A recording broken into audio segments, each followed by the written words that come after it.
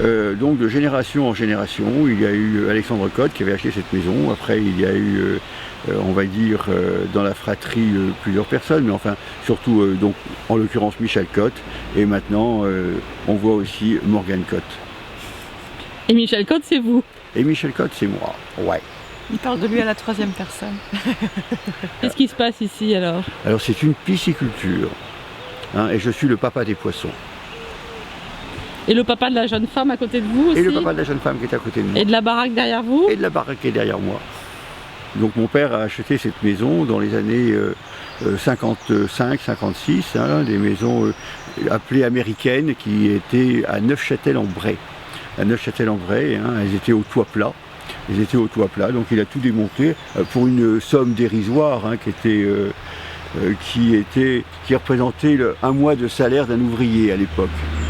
Hein, ce qui était dérisoire.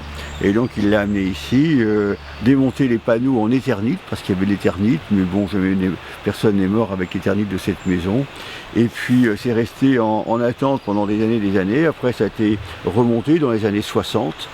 Et puis, eh bien, il y a eu différentes personnes qui ont habité, des stagiaires, des locataires, c'était plus ou moins heureux.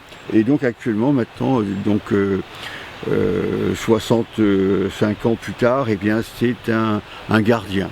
Bon, le gardien se garde, voilà, il se garde bien, j'espère. Et puis donc,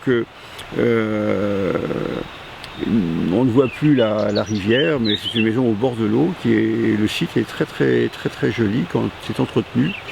Là, c'est la difficulté pour cette personne en tout cas.